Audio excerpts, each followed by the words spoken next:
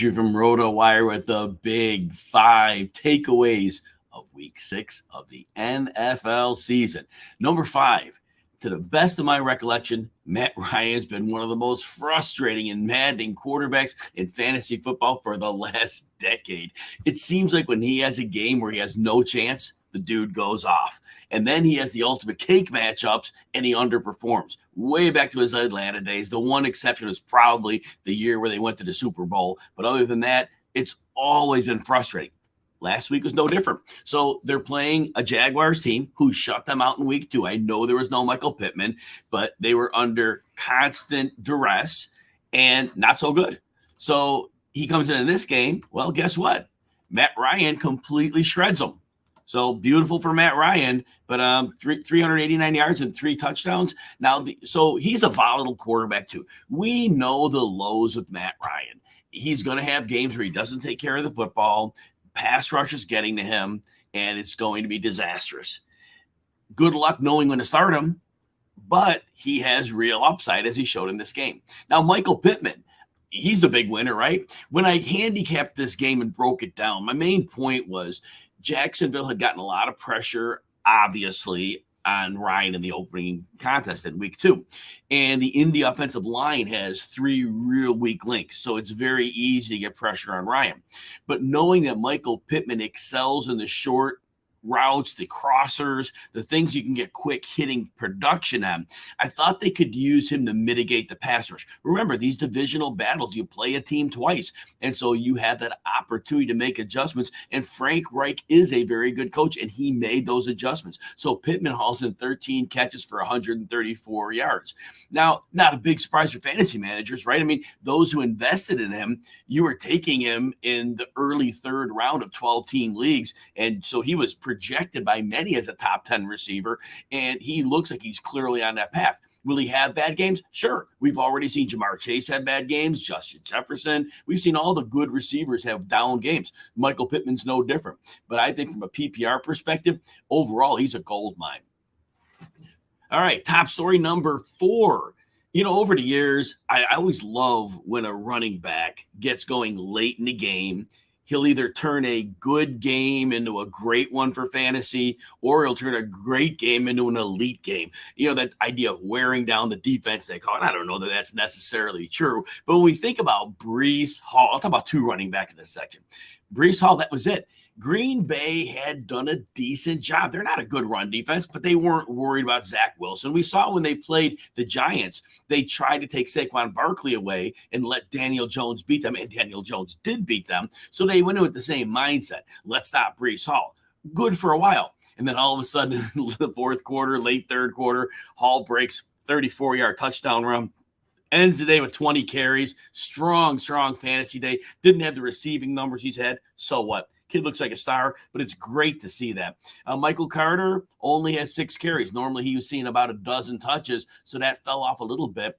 This is so Breece Hall's backfield. Carter's still flex, though. I still think you kind of a flex, especially in the bye week time. But, yeah, I mean, Breece Hall, if you have him as top 10 running back going forward, yeah, you're on the right page with that. And then Rhamondre Stevenson. Yeah, I know some people don't think he's a great running back. Fine. You know, when New England doesn't have a lot around him, they don't have a passing game that the opponents respect. If teams know he's going to get the ball, yeah, you can slow down a little bit. But he played the Browns, and the Browns didn't worry about Bailey Zappi. They were not concerned with him, and they tried to stop Stevenson. And to a degree, they had some success. But there you go. Late in the game, second half, Stevenson breaks up a long touchdown run, gets 4 receptions as well. He can catch the ball. He's very good in that capacity. Now, Damian Harris practiced in a limited capacity. They worked him out pregame. So he's probably not really far from coming back.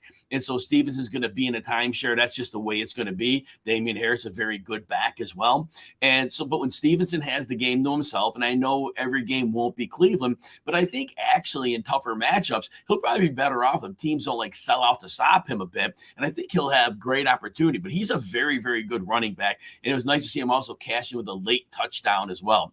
Story number 3, when we broke down this Bengals Saints game last week, we talked about how the Bengals were going to get their passing game jump started here.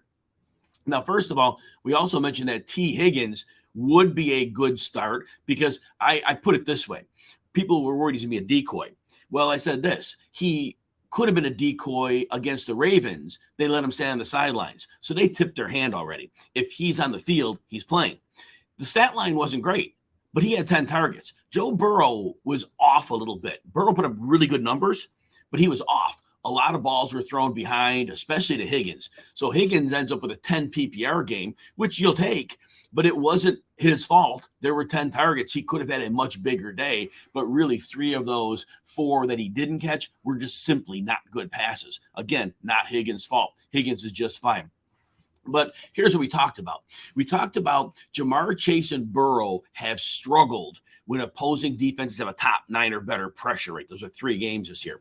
And actually the first game against the Steelers, at the time they had TJ Watt, and they were one of the best pressure units. 1 week, but they were going to be. Without TJ Watt, it's a completely different defense. But when the Bengals have that game where the teams can't consistently pressure, and that's New Orleans. New Orleans is a top 8 pressure rate team. And we said that Burrow would have a little more time to throw.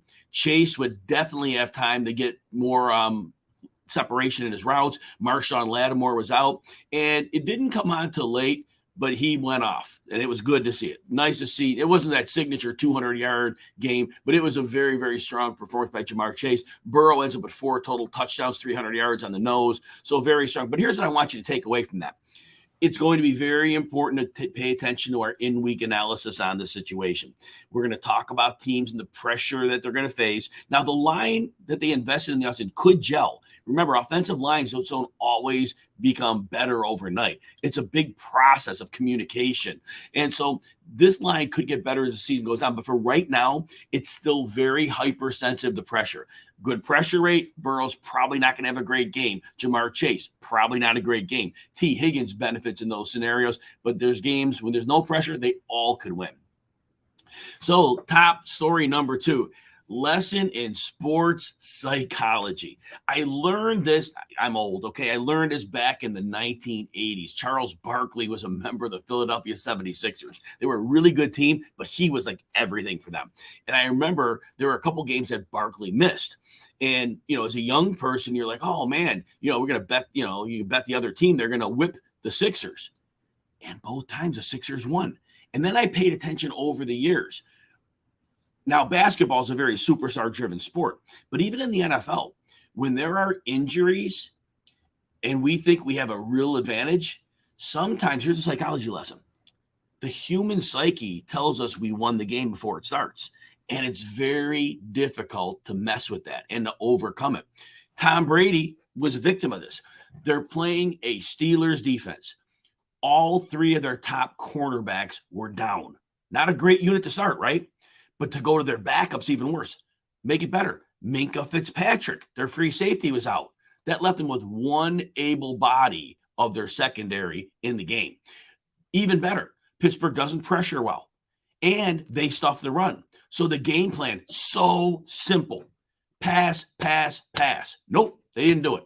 They came in, tried to do balance. Well, that put them on the wrong foot. And then Pittsburgh started getting some confidence, started getting some pressure. Brady was just off. Brady was struggling to throw the ball on target. This was this was like the ultimate bet Brady on the over prop. And he still almost gets there. Had they not turned the ball over late, he probably would have. But regardless, it was an ugly performance, but it was all psychology.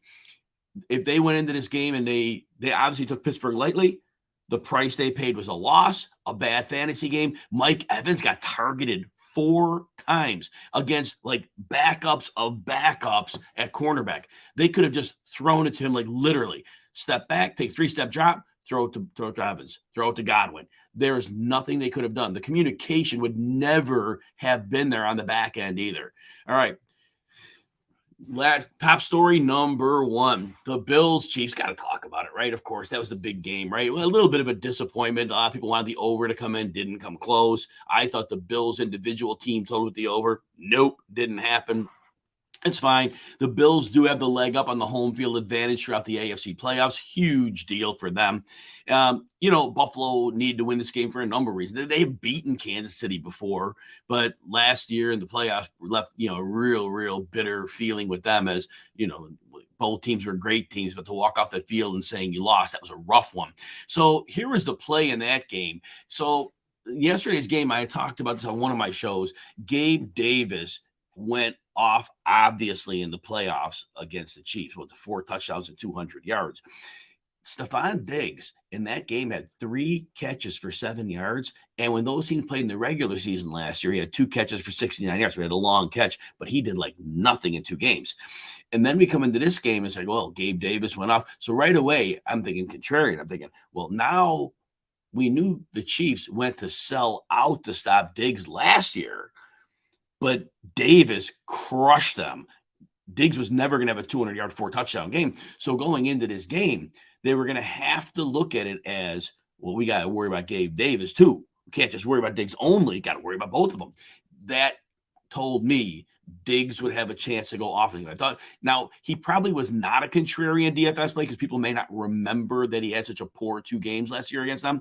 But from my perspective, he should have been lowly owned because of his poor performance. But I, on the other hand, liked, again, the bounce back spot, and he had that.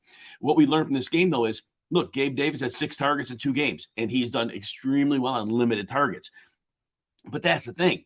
They're Josh Allen targets. They're downfield targets. So is he going to get it done every week? Maybe not. But there are games they're going to have to throw a little bit more to. And Gabe Davis is going to be a strong fantasy option. Obviously, Diggs is the man, right? No doubt there. Devin Singletary, too. Strong weekly option right now. The touches have been a little on and off. He had an 8-touch week in there a few weeks ago. But otherwise, Devin Singletary, he sees some weeks 88% of the snaps, some week in the 60s, but he's a full-time player for the most as running backs go, right? They even 2/3 is a good snap share. So I'm feeling confident there. Now, Juju Smith-Schuster, we all watch the game, so we know this. But 3 guys missed him. I mean, he caught a ball and 3 guys, I think they ran into each other, Keystone Cops kind of stuff, and they didn't tackle him. It should have been a very easy catch and fall. He makes his fantasy day definitely that 42-yard touchdown there. But nonetheless, Juju seeing 8 targets in a lot of games. It's a good floor play. I don't know how many ceiling games there are. This one just was kind of a weird oddity where, let's face it, you're happy when you're lucky, and when 3 guys all miss you, and it wasn't because he was elusive, it was just one of those things. Before we get to questions, if you're watching on YouTube, please hit the like and subscribe buttons. I'd appreciate it greatly. And if you like our content, why don't you head over for free for 2 days to RotoWire.com. You can get behind the paywall without a credit card by going RotoWire.com/try. Love you to see our work. I read a Sunday reactions article, a lot of the stuff you heard here, but a lot more as well. All right, we have questions here. Randy's in the house. Good to see you, Randy. All right, how do I think tonight's game? So the big prop is Russell Wilson under the passing yardage. So Brandon Staley's the coach that figured him out 2 years ago. He's the one that started putting the higher shells on Wilson, and he forced Wilson to be a quarterback. You're going to take those long, methodical drives or you're not. And he, in his last 3 games against Staley defenses, he's been under the total of 236, I believe it is tonight. And I don't think that Rams defense is any much different than the Staley defense that he's rolling out today. Obviously there's no Aaron Donald, but J.C. Jackson, is going to be strong. The safety play is much better than what the Rams had. So I do think they're well equipped to play that game plan against Wilson. And like I said, he just knows, Brandon Staley knows Wilson so well that I do think it's going to be a struggle. So I think they're going to have to come into the game and they are going to have to run the ball quite a bit. So that's going to be their goal. Get some Melvin Gordon in there, get some Mike Boone in there. The Chargers are not great against the run. They're better than last year, but they're not good. And that's where they're going to have to attack. Now, Garrett Bowles, the left tackle, is out. That's not helping. But I think this is an attackable matchup on the ground. I think Denver needs to shorten the game. On the other side of the ball, Mike Williams is probably going to see a lot of Patrick Surtain. And honestly, with the ways where the Chargers just go away from Mike Williams, that could happen again here. And they don't have other options. Keenan Allen's out. DeAndre Carter's fell off the map since the first game or two when he did a little bit for Allen. And Josh Palmer's okay. Gerald Everett's probably the guy here. I think the middle of the field is a place to attack Denver. So I do think Gerald Everett could have some volume and always potentially a big play down the seam. Mike Williams, I love him. I think he's a phenomenal player. I just don't know how much they're going to, work him the ball with Surtain on him. Surtain's an amazing corner. Mike Williams could be an amazing receiver if they use him right. They don't necessarily. I think Justin Herbert, here's the whole key on Herbert's yardage. It's how much Austin Eckler is involved as a receiver. He'll either get it done as a runner or a receiver, and it's hard for me to figure out which one that is because he can get going either way. And so Herbert's tough to bet on because I don't know quite what to expect. They could have success on the ground too. Denver is strong on defense, but they're stronger against the pass. They have a really good pass rush. And so that could be problematic against a really depleted offensive line for the Chargers. So I think this game ends up being about the run for both teams more than not. Some intermediate and short passing for the Chargers. I think the running backs do okay. I think this is an under game. And in terms of the spread, I don't think Russell Wilson is going to be able to do a whole lot when they're going to need him, whereas Justin Herbert, more likely in those tense situations, he's more likely to come through. So I think I'm going to probably go toward laying the points. There should be 4.5 right about now. It's a bigger number than I'd like. But right now, the way Denver is just having a massive hole at quarterback, that's a problem, All right, what else do we have here? Nick. Guy has Kupp, Duvernay, and wants to replace Hollywood. You offer him Dalvin Cook, Michael Thomas, and Jimmy G for Mahomes and Lenny. Is it fair? Who knows when Michael Thomas is going to play again, right? He's going to be out this Thursday against a foot injury, and they've been so non-forthcoming with injuries that kept hearing Michael Thomas be back. What has he played now? Is he played in the last 2 calendar years? Has he played 5 games? Something like that. And then Jimmy G. Jimmy G he has multiple touchdowns in a couple straight games. It's another good matchup. But otherwise, once their defense get healthy, he's back to a 1 touchdown a game guy. Dalvin Cook, I liked what he's doing this year. He's putting up about 80, 90 yards a game, scoring in many of them.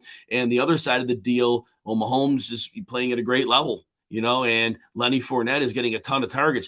To me, if the other person's desperate for like a running back, I think actually Lenny is a better fantasy option than Cook right now. I think Cook's obviously a much better player. I think it's a smear for the side that gets Mahomes and Lenny.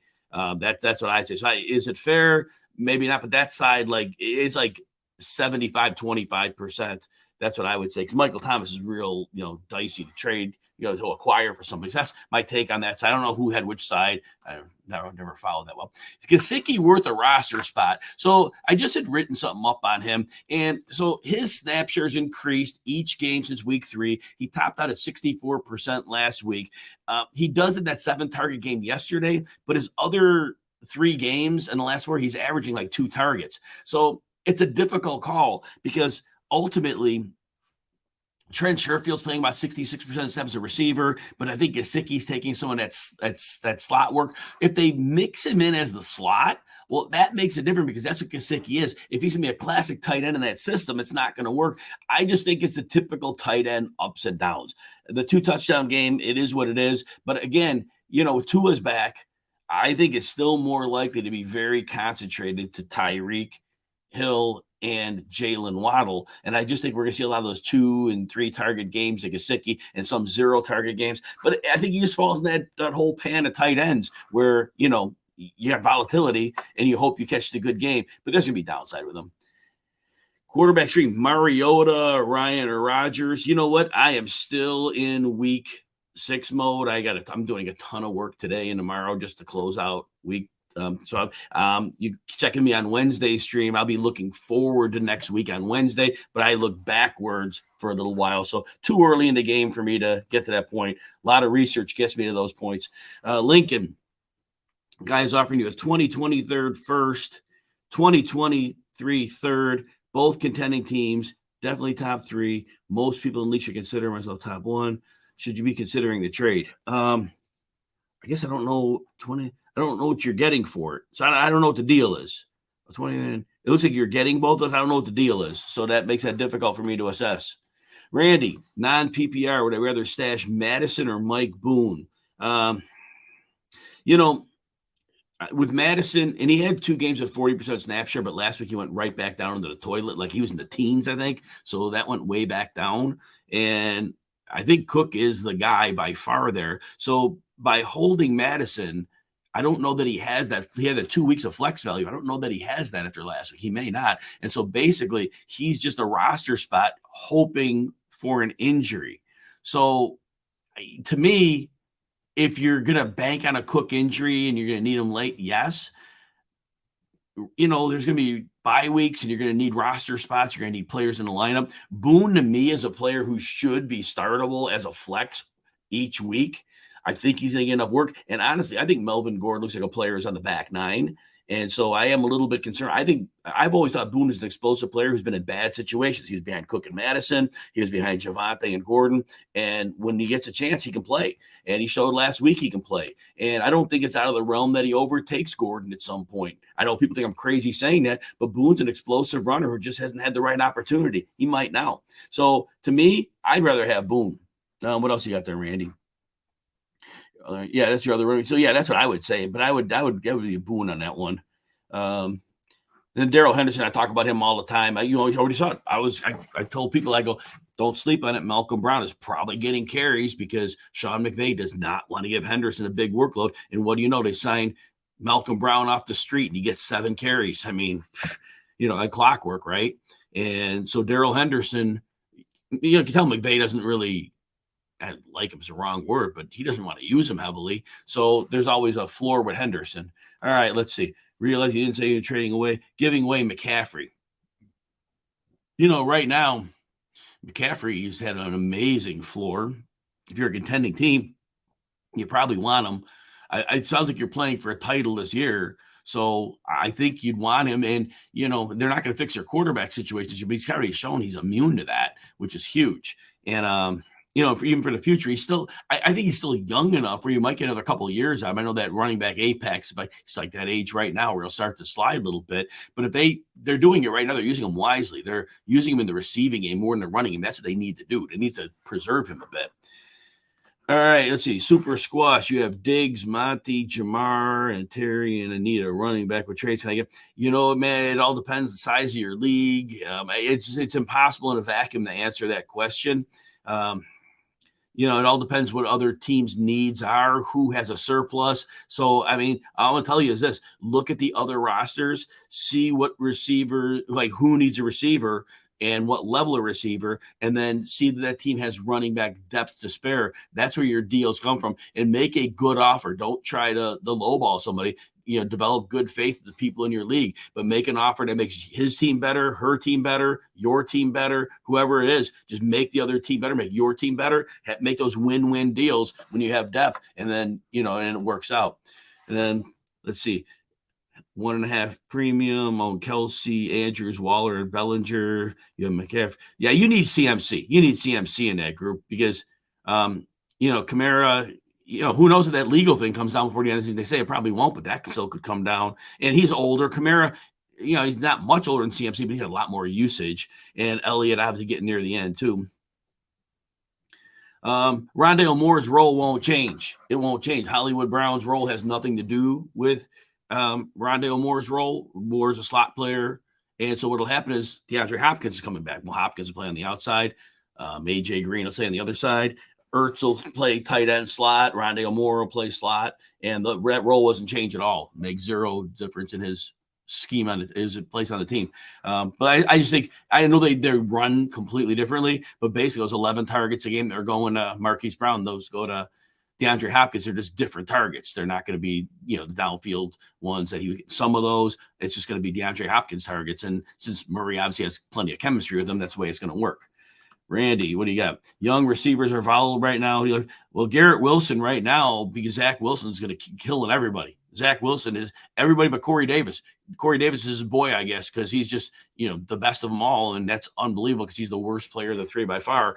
Elijah Moore didn't get anything yesterday. So, so that's a problem. So, yeah, Zach Wilson's the killer right now. And I don't know if that's changing because what we're seeing is that the Jets are a good team. They can play defense. They're not going to be in a bunch of shootouts. So, yeah, Garrett Wilson's the worst of those. Pickens, yesterday I called that he had a tough cornerback matchup with Jamel Dean and Carlton Davis, and I think that panned out, because Chase Claypool ended up doing fine. So I think Pickens is actually going to get a lot of targets. When there's bad scheduling, that's going to be a problem. Dubs, he's getting targets. He's playing almost every snap. I just think getting on the page with Aaron Rodgers is more difficult. So I probably, wow, Doubs going to get the most targets, and he might take time to develop. But right now, he's tougher to start. I would probably say Pickens. Pickens is more talented than Doubs, but I would just rule out Garrett Wilson. And the other two, personal preference. What I see from Alec Pierce, well, he had at least 60 yards in 3 straight games. And yesterday he had the touchdown and had less, but it was a late touchdown. He had a longer play. It bailed him out, which was nice. So that worked out well for him. But Paris Campbell's playing more snaps, and then he had the 11-target game that came out of nowhere yesterday. Alec Pierce has been fine. I think you could start him as at least a flex every week right now because he's put up 4 games in a row that were startable, and I don't know how that wouldn't change. And I think he may get better as time goes on. There are going to be games where Indy just can't control the opposing pass rush, and then it's going to be doom. But I think, volatility being there, I think, Alec Pierce has been fine. It hasn't just been deep routes. He got the touchdown on a deeper route, but he's running all over the field. All right, let's see. We got Kyle. You started Ingram over Tunyon. Losing my next. Ingram was a good process play. Tunyon hadn't had more than 4 targets in a game in his last 3 or 4, and then he gets a 10-target game. No way anybody saw that coming. Whereas Ingram, coming off a 10-target game, he had an 8-target game against Indy earlier. Ingram got what I expected. It's just that Tunyon ended up with a ton of targets in a game against the Jets. You wouldn't have seen it coming, so don't feel bad there. McMahon is kicking. Losing by less than 9 points. I think you got a fair chance of getting that. I think there could be quite a few field goals here. I don't see Russell Wilson getting a lot of touchdowns. I think you got a 52% chance of winning. It's close. But you got to play the process, right? We all get things wrong, but if the process is there, it's going to be right more than it's wrong. And it's the truth. Every week I miss, but every week I hit a lot too.